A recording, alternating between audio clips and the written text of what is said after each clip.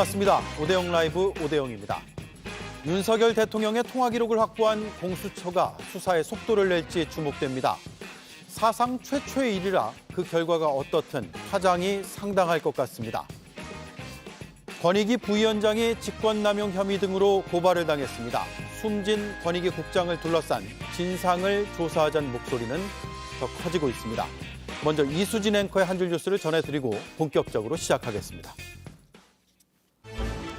광복절 특별사면에서 원세훈 전 국정원장과 조윤선 전 정무수석 등을 비롯해 김경수 전 경남도지사가 복권됐습니다. 여론 왜곡 관련자들에 대해 여야 구분 없이 사면을 실시함으로써 그로 인한 정치적 갈등 상황을 일단락하고 김경수 전 지사는 송구하다, 성찰하는 시간을 보내겠다면서도 우리 사회를 위해 보탬이 될 수 있는 역할을 고민하겠다고 적었습니다. 한동훈 대표는 김경수 전 지사 복권과 관련해 부정적인 입장을 나타냈습니다. 반면 추경호 원내대표가 대통령의 권한을 존중해야 한다는 취지로 다시 말하면서 여당 지도부의 이견이 표출됐습니다. 알려진 바와 같이 공감하기 어렵다라고 생각하시는 분들이 많을 것 같습니다. 다만 이미 결정된 것이니 제가 더 이상 언급하지는 않겠습니다. 그런 균형 속에서 의견은 제시하되 결국은 대통령의 통치 행위 차원에서 하는 이러한 고유 권한인 의견은 기본적으로 존중하면서 의견을 제시하지 않을까 이렇게 생각합니다. 광복절이 이틀 앞으로 다가온 가운데 광복회가 용산 대통령실 인근에서 집회를 열었습니다. 김형석 독립기념관장의 사퇴를 요구하며 경축식 불참에 대한 입장을 바꾸지 않은 겁니다. 사퇴하라! 역사 왜곡 철회하라! 독립기념관 지켜내자! 이종찬 광복회장은 대통령에게 김 관장 반대 서신을 3차례 보냈지만 대통령이 임명을 강행했다고 밝혔습니다.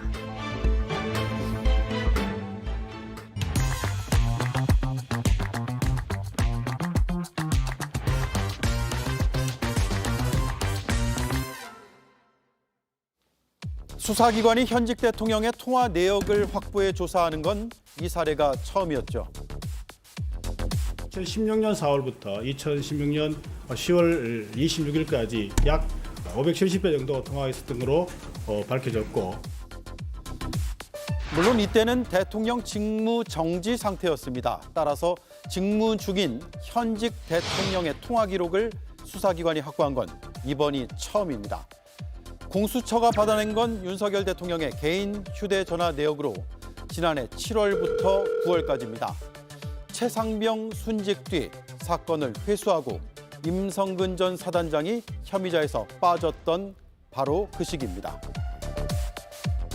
수사 대상인 건 맞습니까? 아닙니까? 수사 대상이 맞습니다. 예. 지금 순직 해병 사건과 관련돼서 그 부분 성역 없이 법과 원칙에 따라 수사할 의지를 갖고 있습니다.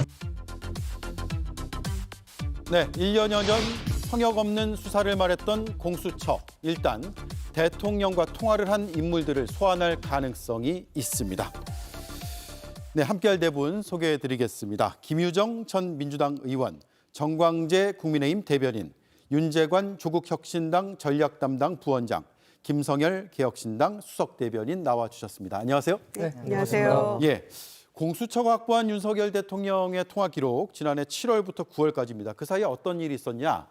7월 31일에 VIP 경로설 그날이죠.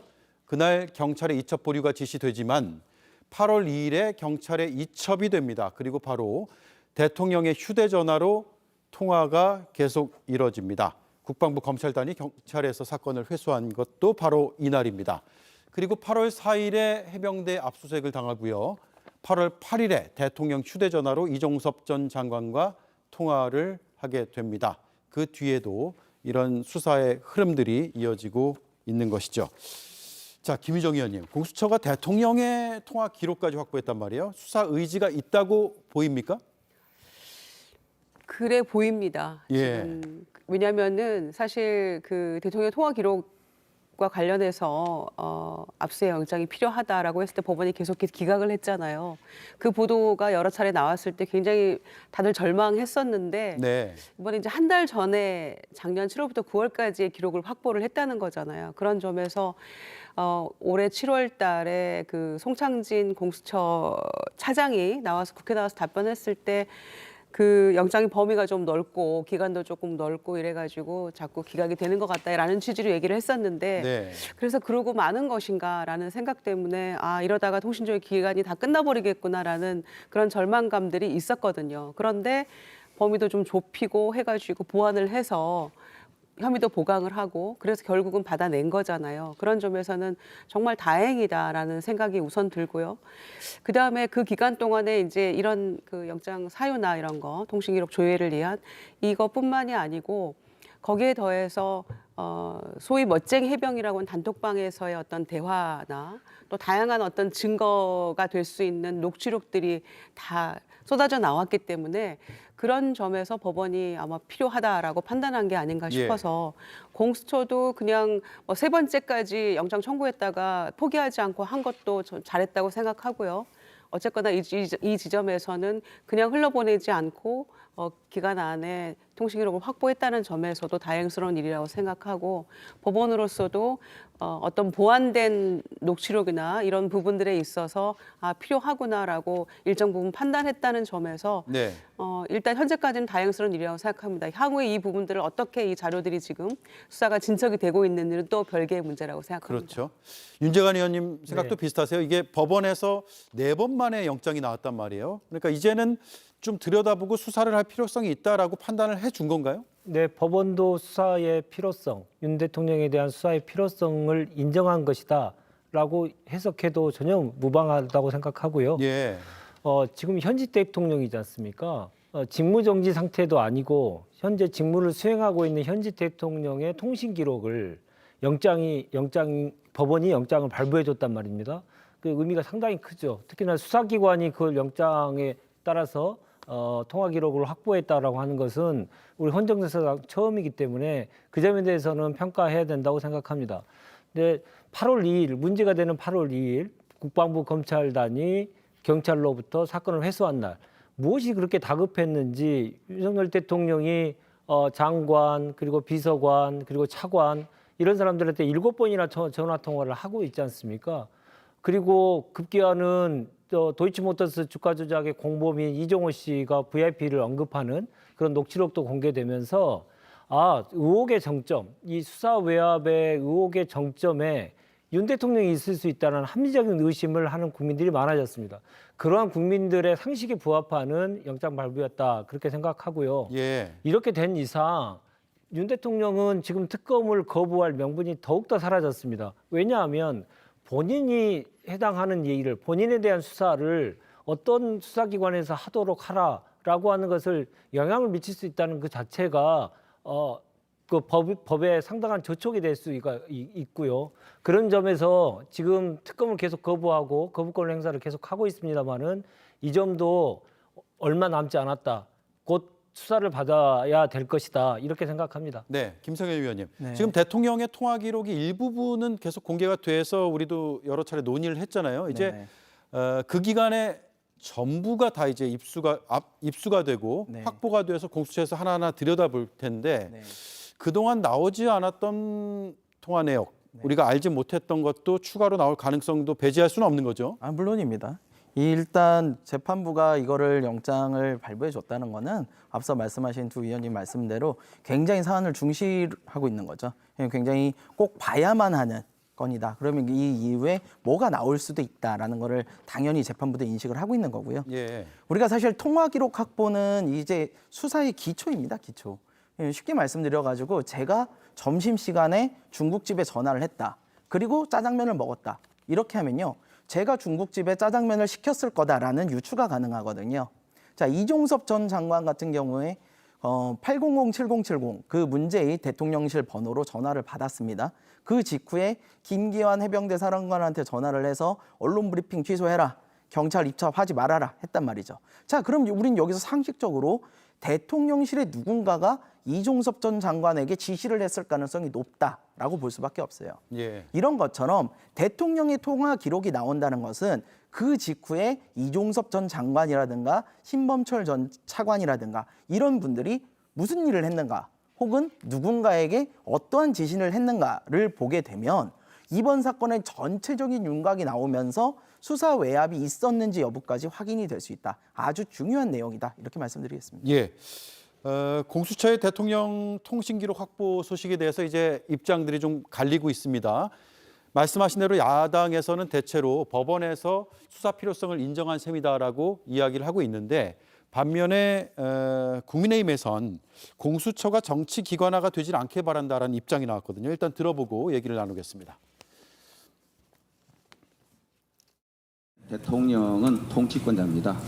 과연 무슨 근거를 갖고 통신조회에 나섰는지 제가 알 수는 없습니다만은 자칫 공수처가 또 다른 정치 기관화되는 그런 수사 진행 과정이 되지 않기를 바랍니다. 예, 정광재 의원님, 네. 오래 기다리셨습니다. 네. 지금 여당에서 그동안 공수처 수사를 보고 나서 특검 얘기하자라고 했는데 네. 대통령의 통신 기록을 확보했다는 소식이 알려진 뒤로는 공수처가 정치 기관화가 되지 않길 바란다는 입장이 나와서 뭔가 좀 사뭇 달라진 것 같아요. 달라진 겁니까?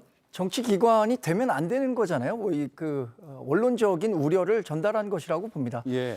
법원이 대통령의 통신 기록 내역을 조회할 수 있도록 한 것은 법원의 결정인 만큼 저는 존중해야 한다고 생각합니다. 그게 어떤 근거가 되는지 추경호 원내대표가 비록 알지 못한다고 말했지만 예. 법원 자체의 결정은 존중해야겠죠. 다만 이번 사안은 공수처 수사가 원칙입니다. 그러라고 공수처를 2019년에 그렇게 여야가 치열하게 이른바 야만 국회라는 표현까지 들어가면서 패스트트랙 거쳐서 공수처 만들었던 것 아닙니까? 그래서 공수처 수사를 지켜보면 되는데 이렇게 지금 공수처 수사가 본격적으로 진행되고 있는데 이것보다 더 나아간 특검을 주장하는 그 민주당이 오히려 이런 명분을 잃어가는 것 아닌가요? 한동훈 대표가 얘기했었던 제3자 특검 법안은 추천권과 관련해서 객관적인 인물이 필요하다면 받아들인다는 것이었는데 예. 현재 이 당내 분위기만 놓고 본다면 충분히 공수처가 이런 의지가 있고 통신기록 내역 조회라든가 여러 가지 증거 조사들을 통해서도 국민들이 이해할 수 있을 만한 수준의 수사 결과를 발표할 수 있을 것이다라고도 기대해 볼 수 있는 거 아니겠습니까? 예. 그러니까 그런 결과를 기다려 봐야 되는데 우려되는 대목은 이게 민주당이나 아니면 다만 여론에서 움직이는 것처럼 공수처가 법리와 증거, 사실에 기반해서 수사를 해야 되는데 이런 그 여론에 휘둘리는 모습을 보여서는 안 된다라는 우려를 전달하는 것으로 보고 있습니다. 네, 그런 의미에서 정치 기관화가 되면 안 된다라는 말씀을 했다라는 해석인 거죠. 예. 여론에 휘둘리는 게 아니고 공수처가 응당해야 될 일을 하는 것인데 그동안에는 기대에 못 미쳤던 부분들이 있었던 것이고요. 그리고 또 하나 저희가 얼마 전에도 계속 논의한 바가 있는데 공수처 자체의 직원들이 수사관들이 내부의 외압 때문에 수사가 제대로 안 되기 때문에 예. 국회 앞에 가서 1인 시위라도 하고 싶다라는 그런 얘기가 나왔었잖아요.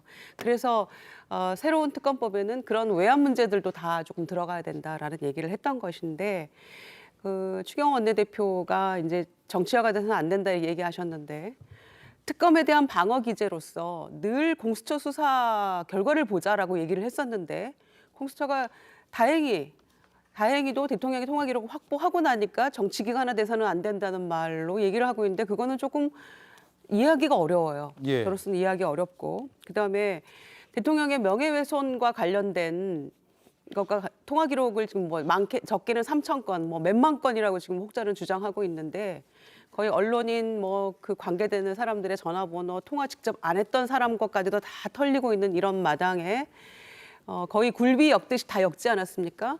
사실 대통령의 이 통화 기록 확보가 그 명예훼손 사건에 준해서 만약에 수사가 이루어진다면 지금 요 대통령 통화 기록 가지고 일파만파로 계속 엮어가야 되는 겁니다, 사실. 예. 그러나 그렇게까지 하는 것은 민주당에서도 비판한 바가 있기 때문에 적어도 진짜 통화한 사람들의 기록은 좀 살펴봐야 되는 것이 공수처가 해야 될 일이라고 생각하고요. 지금 군사법원에서 그 통신사실 그 조회를 통해서 우리가 대통령이 그날 장관하고 통화했던 거를 저희가 알아낸 거였잖아요. 그런데 이번에는 최초로 그 수신한 내용뿐만 아니라 대통령이 발신한 내용을 우리가 그 확보를 한 거기 때문에 공수처에서 지금까지 알려져 있지 않은 다른 누군가와의 통화 내역도 들여다볼 수 있는 것이고, 또 그 통화가 만약에 명예훼손 사건처럼 똑같은 잣대를 가지고 수사가 이루어진다면 그 사람들 관련된 통화 내역도 다 보는 게 맞겠죠. 네. 그런 방향으로 공수처가 기준을 가지고 해야 된다라고 생각하는데, 이제 조금 제대로 불이 붙어서 일을 하려고 하는 이 마당인데 이거를 정치화라고 표현하는 것은, 그동안 추경호 대표가 공수처 가가지고 제대로 써야 된다고 막 방문도 하고 그러지 않았습니까? 예. 그렇게 했던 것과는 굉장히 배치되는 모습이다라고 보고요. 예. 제대로 하고 있다라고 오히려 격려하는 게 맞다고 생각합니다. 네, 정광재 의원 저는 반박하세요. 정치 기관화되는 것에 대해서 반대할 사람이 있을까요? 민주당도 공수처라는 독립된 수사 기관이 어떤 그 정치권의 눈치를 봐서 정치 기관화되는 것을 원하는 건가요? 그렇지 않을 거라고 생각합니다. 원론적인 얘기였다. 네. 그리고 공수처라는 곳이 사실 말씀드릴 것처럼 2019년에 민주당이 주도해서 탄생했기 때문에 태생적으로 어쩌면 민주당의 눈치를 볼 수밖에 없는 것 아니냐라는 우려를 가질 수밖에 없는 거거든요. 그런 부분에 대한 근본적인 우려의 목소리를 나타내는 것이지, 이게 공수처 수사가 지금 이렇게 진행되는 것에 대해서 원론적으로 이렇게 되면 안 된다라는 뜻을 밝힌 것은 아니라고 생각합니다. 네, 윤재관 의원님. 네, 대통령 통신기록 확보가 갖는 의미, 앞서 말씀해 주셨습니다마는 대통령이 발신한 기록을 전체 내용을 알 수 있다는 내용도 매우 중요하지만, 네. 대통령이 어떤 사람을 통해서 통신을 했고 전화를 해서 그 흐름이 어떻게 되는지, 수사 외압이 정말로 외압 의혹이 사실이었다면 그 외압 의혹의 흐름이 어떻게 되는지를 확인할 수 있는 것이기 때문에 매우 중요하다. 이 말씀을 꼭 좀 더 드리고 싶습니다. 예. 자, 이런 가운데 어제 이제 발표가 됐죠. 하필 왜 지금 하느냐, 또 왜 이 인물이냐, 이런 의구심을 자아내는 인사 발표가 있었습니다. 김용현 경호처장을 국방장관 후보로 지명한 것인데요. 야권에서는 일단 철회를 요구하고 있는데, 오늘 조국혁신당의 조국 대표가 박정희 정권 시절까지 언급을 했어요. 경호처장이 군 인사를 쥐락펴락한다는 의혹 제기가 있었다. 박정희 시절 차지철 경호실장의 느낌이다. 라는데, 윤재관 의원님, 네, 어떤 의미인지는 알 것 같습니다만 부연 설명해 주시죠. 경호실장이 대통령 경호를 하는 업무에서 벗어나서 국정 전반을 전체를 다 관장하고 개입하고, 그럼으로써 국정의 난맥상을 더욱더 만들어냈던 우리의 슬픈 과거가 있지 않습니까? 예. 그러한 것이 다시 재현되는 느낌을 계속 받는 것이죠. 그런 데는 그렇게 판단하는 데 여러 가지 이유가 있습니다. 특히나 이번 인사를 보면 왜 국방부 장관을 교체해야 되는지에 대한 설명은 아무것도 없습니다. 이유도 없이 교체를 하고 있고요. 특히나 경호처장 같은 김용현 경호처장 같은 경우에는 지금 02800-7070 이 번호가 구체적인 내용을 정확히 알 수 있는 위치에 있었던 사람 아닙니까? 예. 그런 사람을 허겁지겁 지금 다시 장관으로 영전시키는 데는 그만한 이유가 있을 것이다. 그 기시감이 드는 거는 이종섭 장관을 도주대사로 해가지고 밖으로 빼면서 이 수사외압 사건의 도화선이 됐지 않습니까? 예. 이런 것들이 김용현 처장의 그 장관 임명을 통해서 이제 수사 외압이 폭발될 것이다. 저는 그렇게 생각합니다. 네, 그래서 제가 앞서 이제 하필 왜 지금 왜 이 인물이냐라는 물음을 던졌는데, 김성열 위원님, 네. 이준석 의원이 7070 내선 번호가 당시 김용현 처장의 번호인지 여부가 전국에 폭탄이 될 수 있다라는 주장을 했는데, 같은 맥락의 주장입니까? 정확히는 이 7070 번호의 주인이 김용현 처장이냐 아니면 윤석열 대통령이냐 라는 점에서 폭탄이 될 수 있다라고 사실 이야기를 한 거고요. 예. 근데 지금 보면은 이제는 김용현 처장 번호여도 폭탄이 되게 생겼어요. 이분을 갖다가 지금 국방장관으로 임명을 시키셨잖아요. 근데 이 그전에 멋쟁 해병이라는 카톡방, 그 우리 주가 조작에 연루됐다는 이종호 씨가 있었던 그 카톡방에 보면 무슨 얘기가 있냐면, 임성근 사단장을 구명해야 되는 이유 중 하나가 우리도 해병대에서 별 4개 한번 만들어 봐야지라는 이야기가 있습니다. 네. 군 인사에 개입을 한다는 거예요. 근데 또 나온 녹취록에 보면은 전 경호처 고위 간부가 무슨 얘기를 하냐면 임성근 구명의 배후에는 김용현이 있다 이런 얘기를 합니다.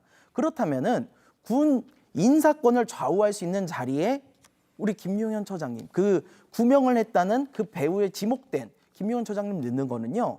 이거는 고양이한테 생선 맡기는 꼴이에요. 이 인사 자체가 있어서는 안 되는 인사를 하고 있는 거죠. 임성근 구명 활동을 했다는 걸 스스로 자인하는 꼴이 되는 겁니다. 예. 그래서 지금은 대통령이 이렇게 알면서도 인사를 한 이상 7070이라는 내선 번호의 주인이 대통령이 아니어도 김용현 처장이어도 이제는 문제가 커지게 생겼다. 저는 이렇게 봅니다. 네. 자, 정광재 위원님. 지금 야당에서는 이번 인사가 최상병 사건 수사하고 무관치 않다라고 의혹을 갖고 있거든요. 국민의힘의 입장은 어떻습니까? 어제 인사를 설명하면서 정진석 대통령 비서실장이 분명한 인사 배경을 설명했습니다. 최근 국제 외교 안보 질서의 변화 속에서 우리 외교 안보 라인의 교체가 필요하다. 예. 특히 북러 군사 동맹이 강화되는 측면에서 안보 이슈에 대한 대응이 절실하다는 측면에서 김용현 경호처장을 국방장관으로 임명한다라고 얘기를 했고요. 여러 가지 이야기들 중에 사실 우리가 간과하는 대목이 있습니다. 최근에 보도가 됐지만 장경태 민주당 최고위원 보좌관이 임성근 사단장 이 최상병과 관련한 논란 과정 중에 예. 영웅을 만들면 되지 진실은 중요하지 않다라는 요지의 이 녹취가 공개되지도 않았습니까? 그리고 지난 청문회 과정에서 장동혁 최고위원이 질문했었을 때 임성근 사단장에 대한 구명 지시를 받은 적은 없다라고 박정훈 대령이 분명히 얘기를 했거든요. 예. 이런 과정들이 속속 드러나는 상황에서도 민주당 또 다른 정당이 특검을 계속해서 주장하는 것들에 대한 근본적인 의구심을 우리가 다시 한번 가질 수밖에 없다. 저는 그렇게 보고 있습니다. 예. 알겠습니다. 여기까지 듣고요. 다음 이슈로 넘어가겠습니다. 윤석열 정권이 살인자입니다. 권익위 국장의 죽음을 둘러싼 분노의 목소리가 식지 않고 있습니다. 전 권익위원장이 1인 시위에 나선 데 이어 오늘은 고발까지 이뤄졌습니다. 김건희 여사 비올백 사건을 무마하기 위해서 직권을 남용하여 망인의 의무 없는 일을 하도록 하였는 바 신장식 의원이 고발한 사람 바로 정승윤 부위원장입니다. 사망한 국장의 직속 상사였기 때문인데요. 권익위 내부에선 고인이 명품백 사건 종결과 관련해 정 부위원장과 갈등을 빚어왔다는 말이 나왔습니다. 이런 불편한 시선 때문에 정 부위원장은 빈소에서도 우리 권익위가 무엇을 잘못했느냐라고 하면서 언성을 높였다고 하고요. 어제 권익위 회의에서도 진상조사 요구와 함께 책임을 물어야 한다는 요구가 나오자 자리를 박차고 나갔다는 보도가 이어졌습니다. 이런 가운데 여당은 공직자의 안타까운 죽음을 정쟁화하지 말라고 주장했습니다. 네, 조국 혁신당이 고발을 했고요. 김 여사 사건 무마라고 주장하는 내용이 바로 이겁니다. 들어보시죠. 대통령 배우자에 대하여는 청탁금지법상 공직자 등의 배우자의 제재 규정이 없기 때문에 종결 결정하였습니다. 윤재관 의원님, 네. 하필이면 정승윤 부위원장을 콕 집어서 고발한 이유가 있습니까? 일단 고인의 명복을 빌고요. 고인의 직속 상관이지 않습니까? 예. 이 죽음에 대한 책임에서 자유롭지 못한 분이죠. 특히나 지금 사건을 무혐의 처리하고 종결 처리했던 것을 주도했던 인물로 다들 알려져 있지 않습니까? 그렇기 때문에 이분이 그 종결 처리하는 과정, 의사결정 과정 속에서 다른 사람의 의견을 묵살하고 배제하고 그리고 단순 의견으로 종결하도록 강요했을 가능성도 당연히 있는 것이죠. 예. 그래서 그러한 점에 대한 것은 그게 사실이라면 직권남용이기 때문에 이거에 대한 수사가 반드시 필요하다. 그러한 관점에서 이번에 고발을 하게 됐습니다. 네. 앞서서 뭐 나왔습니다마는 본인에게 꼭 책임이 없는 것처럼 말을 돌리지 않습니까? 이런 분들이 오히려 항상 보면 범인이더라고요. 자기 책임이 있다라고 하는 사람들은 실제로 따져보면 도의적인 책임을 느끼는 분들은 그러한 책임에서 법적인 책임에서 어느 정도 벗어나 있는 분들이 그런 느낌을 많이 받는데 법적인 책임을 지는 사람들은 완강히 거부하는 경향이 많이 있었는데 그런 모습을 오늘 저는 목격했다. 저는 그렇게 생각하고요. 예. 권익위는 법에 의해서 명백하게 독립적으로 운영하는 기관으로서 존재해야 됩니다. 그래야만 권익위는 설치의 이유가 있는 것이죠. 근데 위원장은 대통령의 대학 동기, 그리고 부위원장은 캠프 출신의 인수위 출신 이렇게 측근들을 임명하면서 예. 어떤 결과가 나오든 간에 국민들로서는 납득하기 어려운 권익위를 운영하고 그리고 임명했던 윤석열 대통령에 대한 책임 이 부분이 분명히 가려질 것이다 생각하고요.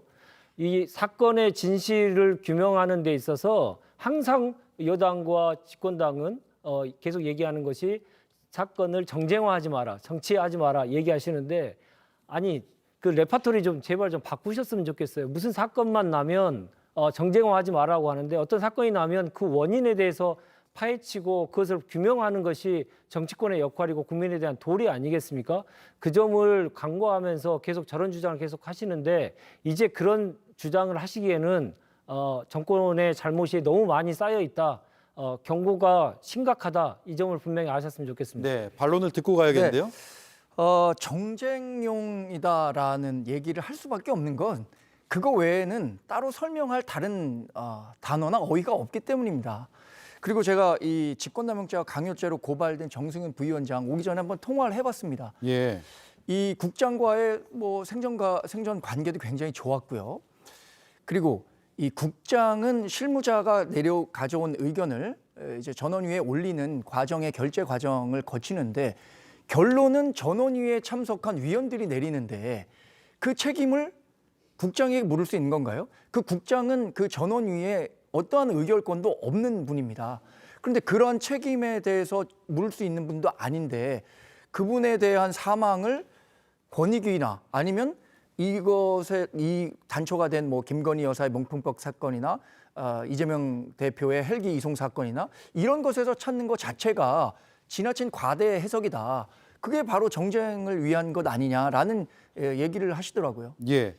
저희도 이 이슈를 오늘 주제로 삼을까를 회의하고 고민하면서 혹시라도 정치 이슈화하는 것이 유족들에게 결례는 아닐까라는 고민을 많이 했습니다. 그럼에도 불구하고 지금 권익위 전원위에서 진상조사 얘기의 그 필요성에 대한 얘기가 나왔고 또 내부에서도 굉장히 심각한 문제로 권익위 직원들이 바라보고 있기 때문에 이 이슈를 한번 토론을 해보자는 취지로 선정을 했거든요. 김희정 의원님 어떻게 보십니까? 300만 원짜리 명품백 받은 그 배우자에 대해서는 박절하지 못해서라는 표현을 하신 대통령이 계시지 않습니까?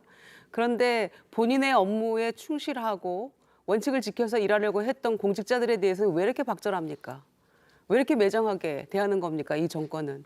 그런 차원에서 권익위 전원위에서도 자체 진상조사가 필요하다. 이게 사람이면 이렇게 해야 되는 거 아닙니까? 이게 인간적인 도리 아닙니까? 이렇게 생각하고요. 특히 이 고인이 양심에 반하는 일을 하는 것 같아서 괴롭다. 그리고 내 삶이 20년간의 내 삶이 다 부정당하는 그런 기분이 든다라는 표현을 하지 않았습니까?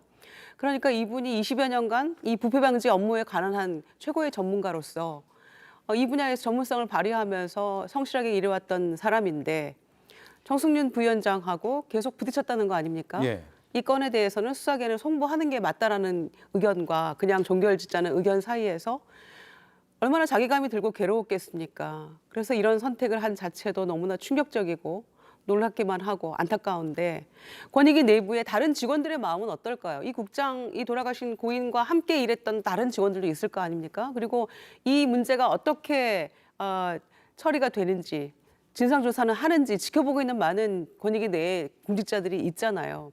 같은 심정일 거라고 저는 생각하거든요. 네. 그런 점에서 이거는 정무위에서도 이 문제를 조금 다루면서 얘기를 해봐야 되는 것이고 진상 규명을 위해서 노력을 해야 된다라는 것인데 그걸 정쟁으로 몰아가는 거는 정말 최소한의 양심도 없는 일이라고 생각하고요.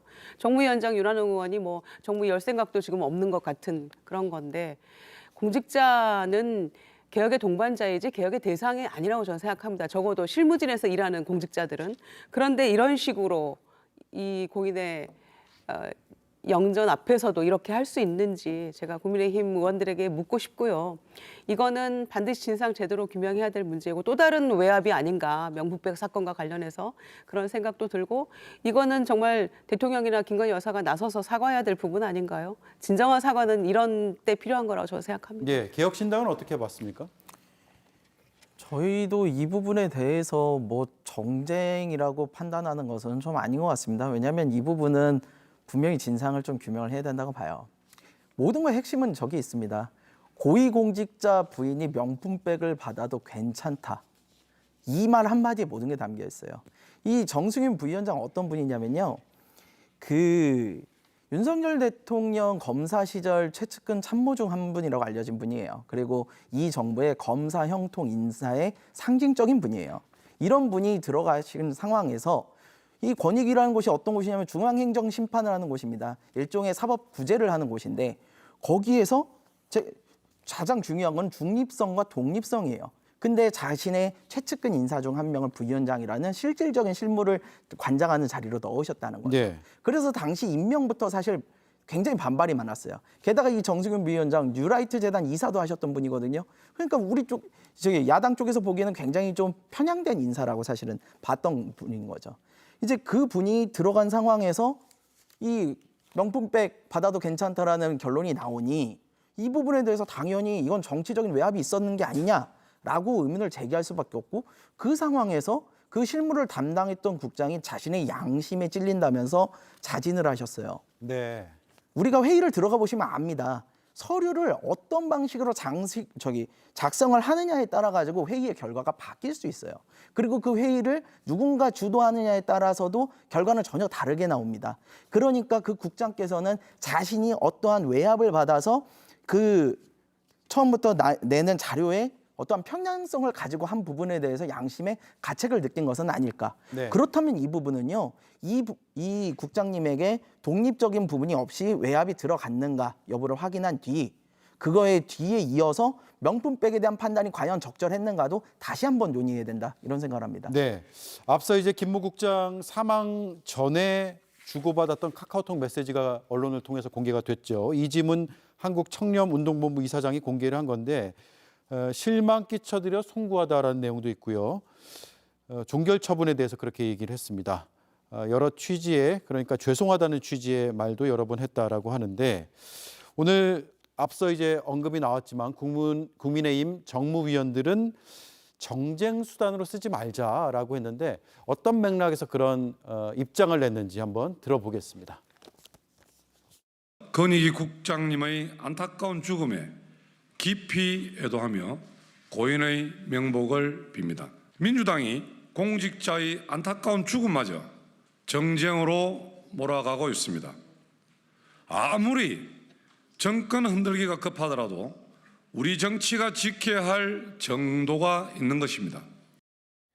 정광재 의원님, 네. 지금 앞서 이제 여기 들어오시기 전에 정승윤 부위원장하고 통화도 하셨다고 했는데 네.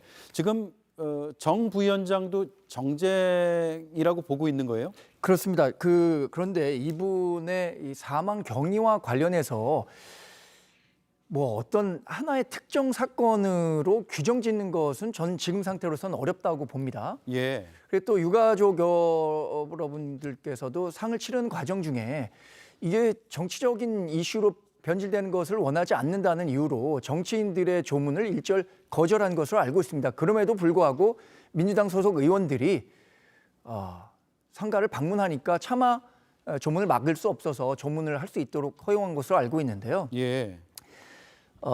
이 부분에 대해서 안타까워하지 않는 분이 누가 있겠습니까? 그런데 이런 과정이 있었던 이유를 하나의 이유로, 그러니까 그것이 김건희 여사의 명품백 사건을 다뤘다는 이유만으로 이런 비극적 사건으로 연결됐다라고 규정짓는 것 자체가 저는 굉장히 무리가 있다고 생각하고, 그것이 민주당이 요구하고 있는, 주장하고 있는 정치적 프레임이라고 생각하기 때문에 네. 우리 소속 국회의원들도 정쟁용이라고 주장하고 있는 거라고 생각합니다. 네. 고인의 죽음의 안타까운 그 상황을 섣불리 판단해서 안 된다라는 말씀이네요. 아니 저는 지금 국민의힘 정무위원들의 저 기자회견에서 주장하고 싶은 바가 무엇인지를 잘 모르겠어요. 예. 자, 고인의 안타까운 죽음을 정쟁으로 삼지 말아야 한다. 그럼 뭘 어떻게 하자는 겁니까? 국민의힘 정무위원들은 이 사건을 두고 어떻게 하자는 것인지 뭔가 해결책이 나와야 되는 거 아니겠습니까?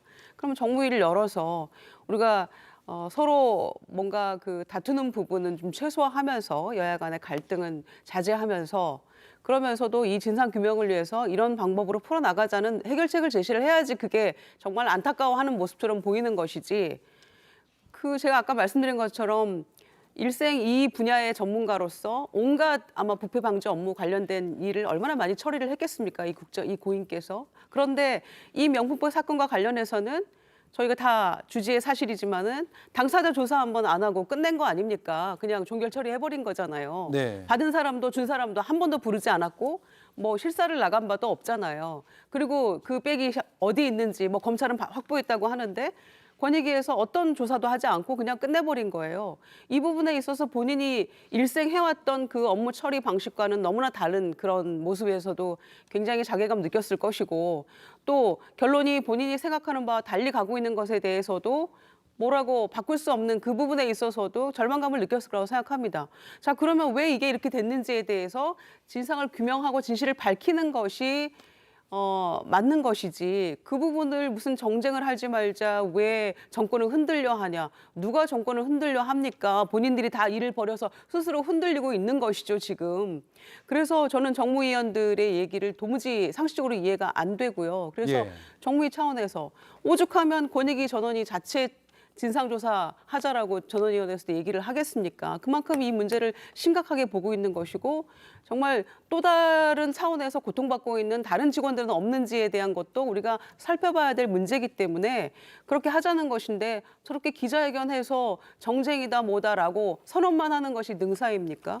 정말 무책임한 그런 모습이라고 생각합니다. 예.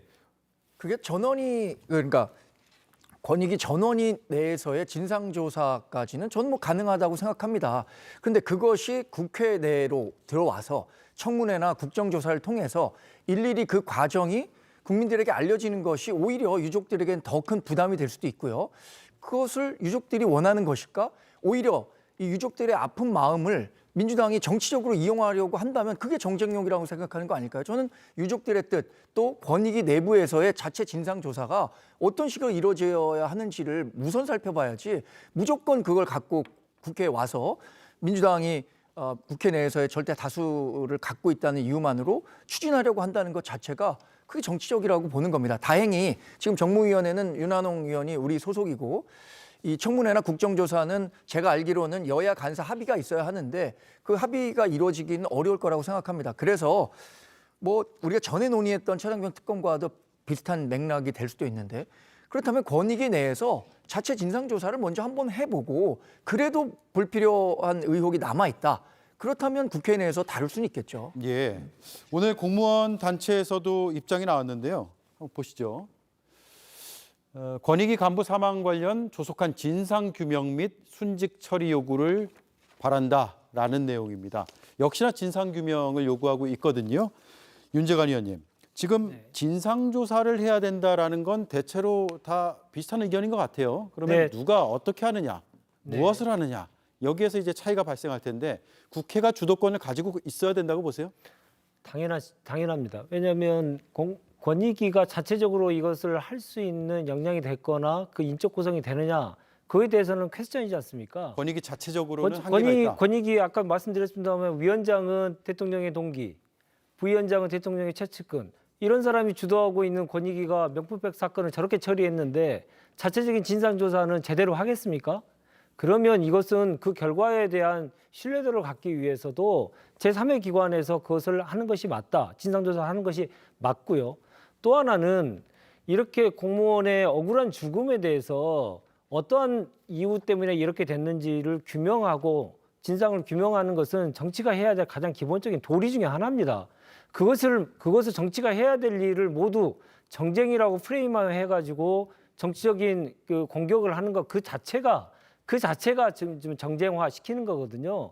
누가 어떻게 하자는 얘기했습니까? 왜 죽음에 이르게 됐고 이렇게 잘 근무하시던 분이 명품백 표결 사건을 앞두고 나서 다른 분들에게 심리적으로 어렵다, 힘들다, 심지어 괴롭다 이런 얘기를 하시고 무기명 투표를 통해서 처리해야 된다라고 하는 내용들을 밖에다 계속 알리셨다는 거 아니겠습니까? 네. 그러면 이 사건과 이번에 죽음과 명품표 표결 이것이 연결되어 있다고 하는 것들은 합리적 의심을 당연히 할 수 있는 거 아니겠습니까?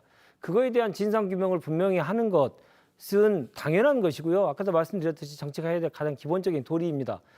이태원 사건 때도 그랬고 최혜병 사건 때도 그랬습니다. 이 정부는 진상을 규명하자는 얘기에 모두 정쟁이라고 하는 혓딱지를 붙여가지고 계속 지연시키고 은폐시켰습니다. 이것이 한두 번이 아닙니다. 이제 국민들은 더 이상 속지 않을 것입니다. 진상규명에 대한 반대의 목소리를 내는 순간, 그 순간 국민들로부터는 점점 멀어질 것이다. 그렇게 생각합니다. 네, 김성현 의원님.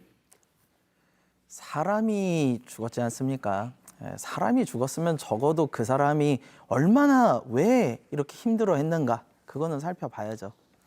국민권익위가 자체 조사를 하는 거에는 한계가 있을 수밖에 없습니다. 쉽게 말씀드릴게요. 직장 내 괴롭힘을 발생을 했어요. 사장이 괴롭혔답니다. 그거 자체 조사 가능합니까? 못합니다. 그것 노동부에서 들어가서 해요. 똑같습니다. 이 상황에서 지금 부위원장이 의혹의 중심에 서 있는데 누가 그분을 불러다가 조사를 잘할 수 있겠습니까? 못합니다. 이거는 국회가 나서든 제3의 기관이 나서서 객관적인 진상조사가 좀 필요한 상황이고요. 이 모든 거의 핵심에는 아까도 말씀드렸습니다만 명품백 수수 사건이 있습니다. 이 국장님이 맡은 사건이 그 사건뿐만 아니라 사실은 이재명 전 대표의 그 헬기 특급 운송 그 사건도 있었고요. 그 다음에 유일임 방심위원장의 그 민원 그 사건도 있었고요. 다들 굉장히 정치적으로 해석될 수밖에 없는 사안들이었어요. 이분이 굉장히 큰 부담을 느꼈을 거라고 생각을 합니다. 근데 그 부분에 있어서 핵심이 되는 부분은 외압이 있어서 그걸 부담을 느꼈는지, 그래서 자신이 원하는 대로 이거를 판단을 못하고 자신의 양심에 계속 가책이 돼서 그 부분이 부담이 됐었는지 그 부분은 확인을 해야 될 거 아닙니까? 예, 그 부분을 확인을 해야지 우리 수많은 공무원들이 자신의 양심에 따라 가지고 이 일을 할 수 있는 거 아니겠습니까? 저는 그래서 이 부분에 대해서 더 이상 손바닥으로 해를 가려서는 안 된다고 생각합니다. 아니, 세상 어느 나라에서 고위공직자 부인이 명품백 받아도 괜찮다는 나라가 어디 있습니까? 저는 이거 진상규명 빨리 하고요. 나아가서 명품백 판결도 다시 해서 좀 제대로 상식이 통하는 나라를 만들었으면 좋겠습니다. 네, 마지막으로 제가 정광재 한 말씀만 드리겠습니다.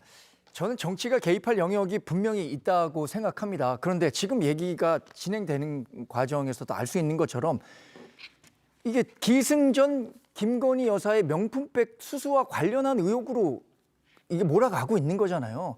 그러니까 진상규명이 아까 김성열 대변인 말씀하신 것처럼 그러면 신뢰할 수 있는 제3의 기관에서 하는 것까지도 용인할 수 있겠습니다. 그런데 그게 국회 내로 들어왔을 때는 우리 지금 얘기했던 것처럼 모든 것이 김건희 여사의 명품백 수수, 그것에 따른 윤석열 정부에 대한 흠집 내기, 더 나아가서 탄핵, 이런 논의로 귀결될 수밖에 없기 때문에 이게 국론 분열과 정치적 혼란을 가져올 수 있다는 거죠. 그러면 100번 양보해서 제3의 그 신뢰성 있는 기관을 통해서 이 진상을 규명할 수 있는 그런 것들도 가능하다고 생각합니다. 네. 떳떳하면 진상규명에 앞장서십시오.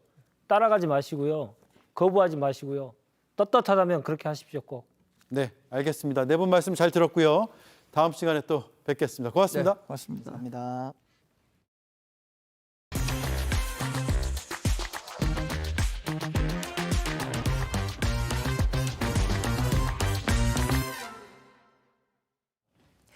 윤 대통령 명예훼손 사건과 관련해서 검찰이 이재명 대선 캠프 대변인과 기자 2명을 기소했습니다.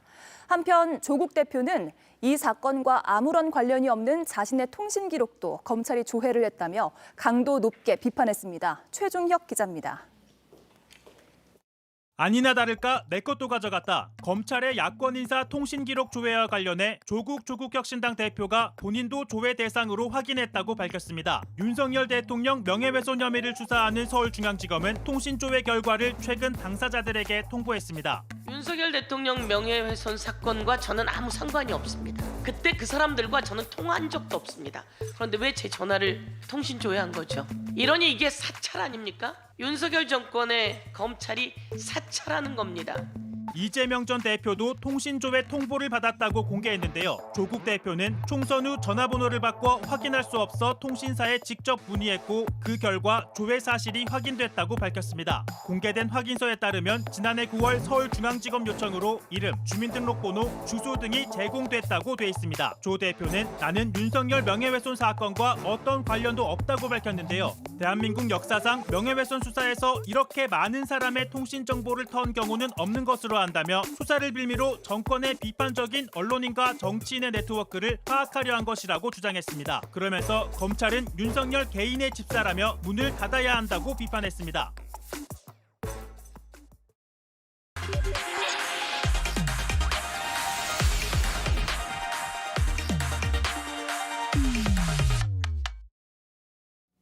네, 오대영 라이브의 간판 코너 단도직입을 시작하겠습니다. 금융투자소득세, 금투세가 예정대로라면 내년에 시행이 되죠. 정부와 여당이 그런데 폐지를 주장하고 있습니다. 민주당 일각에서도 유예 또는 완화의 목소리가 나옵니다. 그래서 이걸 예정대로 시행해야 된다라고 주장하는 분을 스튜디오에 모셨습니다. 진성준 민주당 정책위의장 나와주셨습니다. 안녕하세요. 네, 안녕하세요. 예, 오랜만에 뵙겠습니다. 네. 네, 지금 완화 또는 유예 목소리가 민주당 내에서 비율로 따지면 얼마나 됩니까?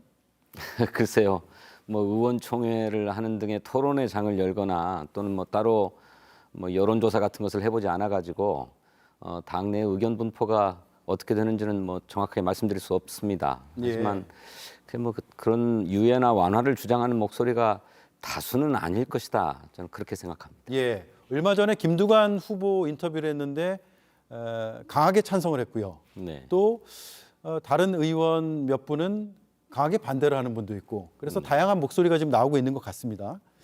2021년에 이게 사실 여야 합의로 만든 법이잖아요. 그래서 그렇습니다. 2년간 유예하고 예. 또 2년간 유예해서 이제 4년 유예가 된 건데 예.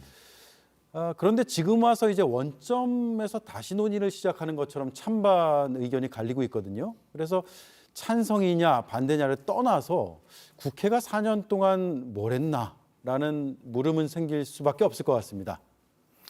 윤석열 대통령이 올 초에 총선을 앞둔 시점에 갑자기 금투세 폐지를 들고 나왔죠. 그 전까지는 이미 4년 전에 입법된 것이고 예. 또 2번에 걸쳐서 유예된 것이기 때문에 그냥 시행되는 거라고들 다들 보고 있었던 겁니다. 지금의 여당에서 발의한 거죠? 여당도 발의를 했죠. 예. 당시에 추경호 원내대표가 대표적으로 발의를 하고 도입해야 된다고 그래서 합의해가지고 처리를 했던 것인데 갑작스럽게 금투세를 폐지해야 된다는 주장을 하면서 논란이 이제 뜨거워졌습니다. 근데 말씀드렸던 것처럼 애시당초에 증권거래세를 도입하자고 했던 것은 현재 주식 거래에 매기는 증권거래세를 폐지하는 대신에 실제로 소득이 발생하면 세금을 부과하자 해서 금융투자소득세를 도입하자고 했던 겁니다. 네. 그래서 부동산으로 막 쏠리고 있는 자금을 증권시장으로 좀 돌리고 또 대다수의 개미 투자자들을 좀 보호하자라고 하는 차원에서 도입됐던 것이거든요. 네. 그 아시는 것처럼 증권거래세는 주식을 판매할 때 손해를 보았든 이득을 보았든 무조건 내도록 돼 있는 세금 아닙니까? 네. 이게 불합리한 거거든요. 실제로 주식 투자를 해서 이득을 보았을 때만 세금을 부과하는 것이 합당하죠. 그런데 우리는 뭐 여러 가지 전산망이 미비하다든지 이런 식의 이유를 들어서 후진적인 과세 체계를 계속 유지해 왔고 거래만 하면 세금을 내게 돼 있고 그렇습니다. 뿐만 아니라 이게 국내 주식이냐 해외 주식이냐 또 펀드냐에 따라서 다 세금이 달랐어요. 국내 주식은 아예 비과세고 해외 주식은 뭐 250만 원만 이상의 수익만 내면 다 세금을 물리도록 되어 있고 예. 또 펀드는 그걸 환매를 했든지 아니면 보유해서 배당 소득을 얻었든지 간에 전부 배당 소득세로 과세하고 나중에는 종합 금융 소득세까지도 과세하는 이렇게 금융 상품별로 과세가 아주 복잡하니까 투자자 입장에서는 무엇에 어떻게 투자해야 될지 잘 모르는 거예요.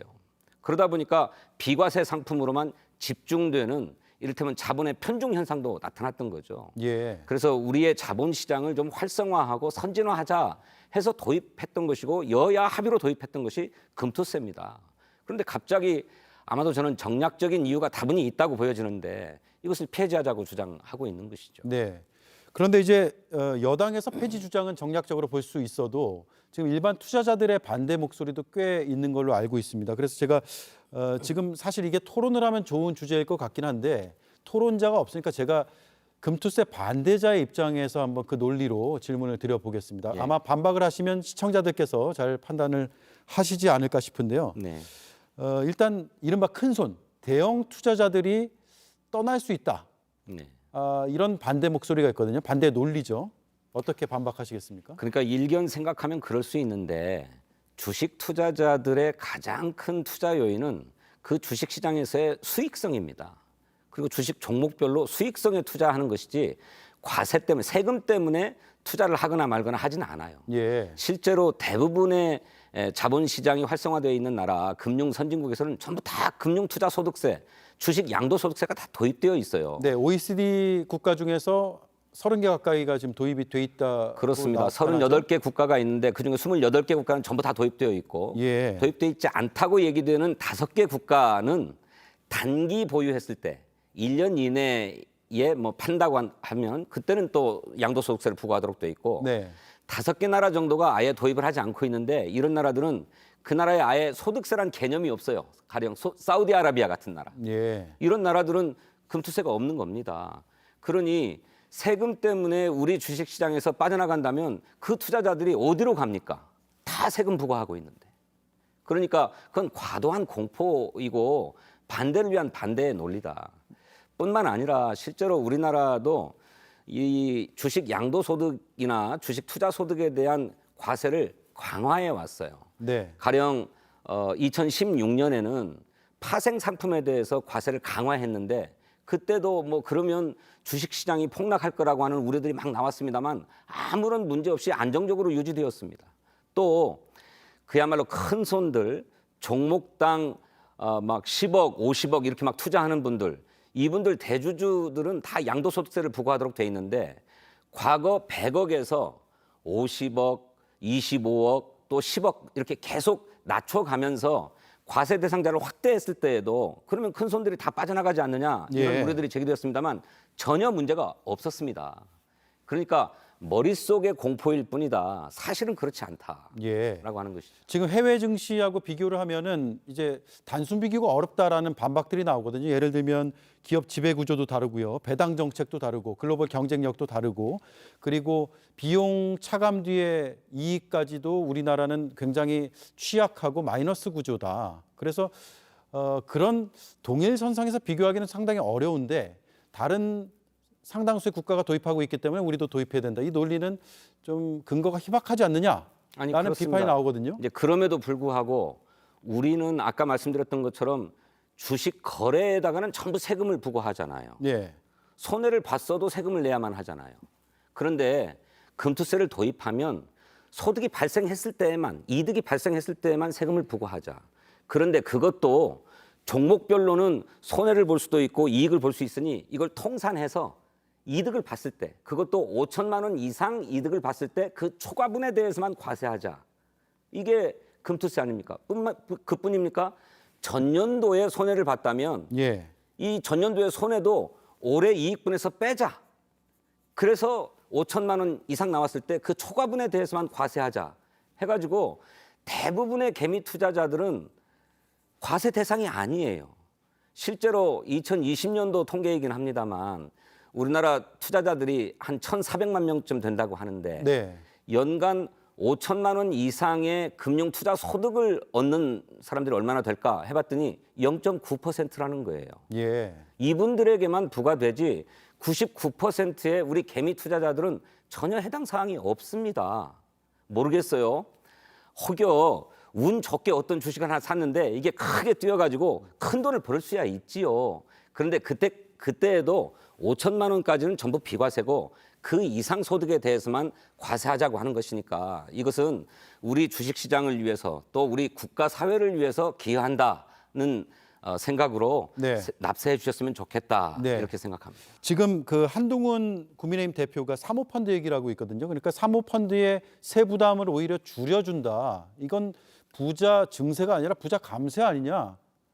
라고 반박하죠.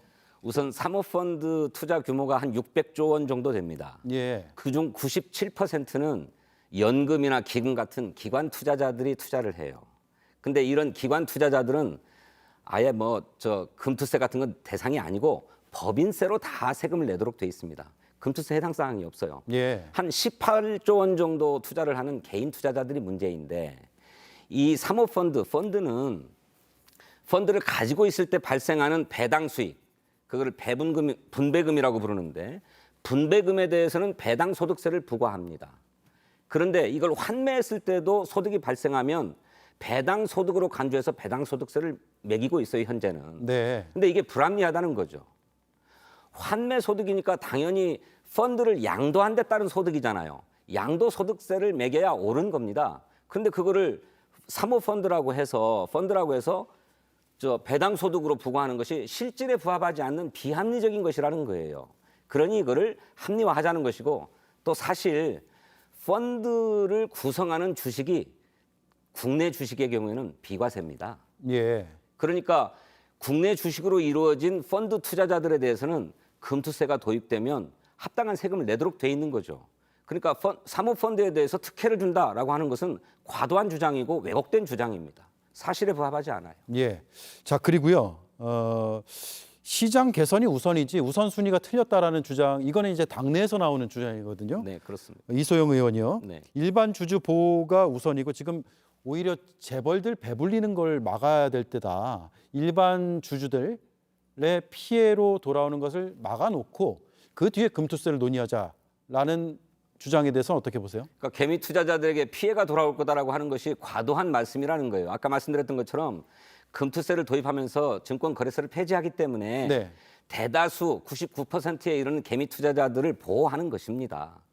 다만 그분들 주장처럼 우리 자본시장이 개인 지배주주에 의해서 왜곡되고 있기 때문에 상법을 개정해서 이를테면 기업 경영과 회계의 투명성을 획기적으로 높여서 지배 구조를 개선해야 된다고 하는 것은 일리 있는 얘기고 그렇게 추진해야 됩니다. 네. 그런데 이걸 같이 동시에 추진하면 될 일인데 이걸 선후관계로 보고 있어요. 그렇다면 4년 전에 금투세를 도입하고 입법할 때 그때는 우리 주식시장이 그렇게 투명해서 입법하고 합의했습니까? 함께 추진하면 될 문제다. 저는 오히려 금투세가 유예되어 있을 때 아까 말씀드렸던 우리 기업 지배구조를 개선해서 우리 기업 가치를 높이기 위한 노력들을 정부와 국회가 나서서 했어야 된다고 생각합니다. 예. 그런 일을 다 안 해왔죠. 지금도 정부는 그런 생각이 없어요. 그래서 민주당은 상법 개정을 포함한 기업 경영과 회계의 투명성을 높여서 소액주주들의 이익을 실현하고 보호할 수 있도록 하기 위한 기업 지배 구조 개선 사업. 예. 저희들은 민주당판 코리아 부스터 프로젝트라고 부르는데 이것을 힘있게 추진해 갈 예정입니다. 예. 이재명 전 대표가 금투세 기본 공제액을 5천만 원에서 1억 원으로 상향하는 대안을 내놨거든요. 네. 동의하세요? 받아들일 수 있을 것 같습니까? 이재명 대표의 주장을 이해는 합니다. 예. 상당한 조세 저항이 있다고 보여지니 그런 조세 저항을 조금 누그러뜨리기 위해서 공제 한도를 조금 더 높이는 건 어떠냐라고 하는 의견이신데 이해는 하면서도 좀 생각해봐야 될 지점이 있습니다. 네. 아까 말씀드렸던 것처럼 금투세는 증권거래세를 폐지하는 대신에 도입하는 것인데 정작 금투세의 시행은 유예되었는데 증권거래세는 계속 감소해 와서 내년 되면 없어집니다. 네. 그러니까 세수의 불균형이 발생했어요. 그런데 여기에 또 공제 한도를 더 높이자고 그러면 세수 부족이 그렇지 않아도 윤석열 정부의 부자 감세로 세수 결손이 수십조씩 발생하고 있는데 이 세수 결손 문제도 고려해야 될 지점이 있다. 저는 그렇게 생각합니다. 네. 자, 이거 마지막 질문이 될 것 같습니다. 시간이 많지는 않은데 1분 내로 답을 해 주셔야 될 것 같은데 국민의힘과 지금 여당에서 이걸 갑자기 폐지하자고 하는 건 정쟁이라고 판단을 하신다고 했잖아요. 네, 그렇습니다. 그런데 민주당 내에서도 지금 완화, 폐지 목소리가 나온 거는 어떻게 봐야 될까요? 그것도 정쟁입니까? 아니 그러니까 개미 투자자들이라고 하는 분들의 이런 의견들이 막 올라오니까 의원들 가운데 일부분은 그 얘기가 일리가 있지 않느냐 이렇게 예. 보시는 분들도 있을 거예요. 그렇지만 본격적으로 당내 토론이 이루어진 것은 아니기 때문에 새 지도부가 선출되어서 본격적으로 토론을 하게 되면 이를테면 금투세에 대한 오해도 풀릴 것이고 진실도 알게 될 것이기 때문에 합리적인 의사결정을 할 수 있을 것이다 이렇게 네. 생각합니다. 알겠습니다. 오늘 복잡한 이슈긴 하지만 또 뜨겁고 중요한 이슈고 내년 시행 여부가 굉장히 지금 주목되는 이슈여서 제가 여러 질문을 드렸고 답을 잘 들어봤습니다. 시청자들께서 판단하실 수 있을 것 같고 이 이슈 다시 한번 나와서 이야기를 해주시면 더 좋을 것 같습니다. 예, 기회가 되면 그렇게 하겠습니다. 예, 잘 들었습니다. 고맙습니다. 네, 감사합니다. 네, 지금까지 진성준 민주당 정책위 의장이었습니다.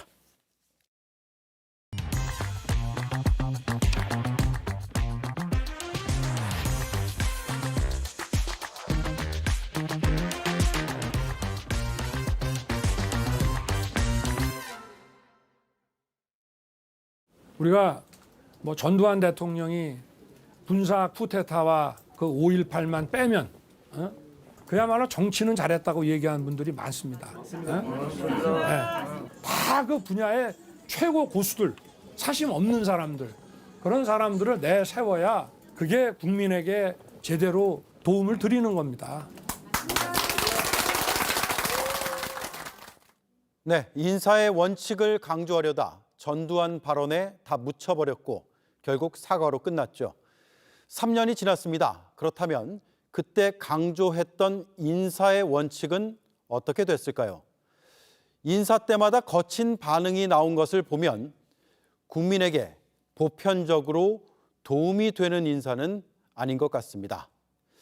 아버지로 불렸던 멘토까지 등을 돌린 걸 보면 그 분야 최고 전문가를 내세운 것도 아닌 듯 합니다. 앵커 한마디였습니다.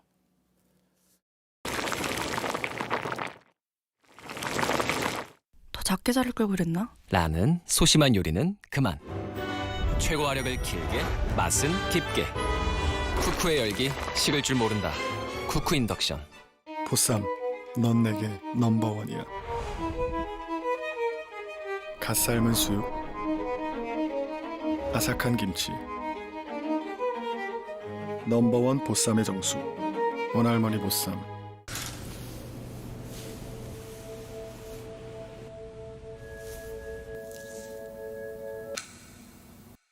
타임리스 뷰티 고훈진.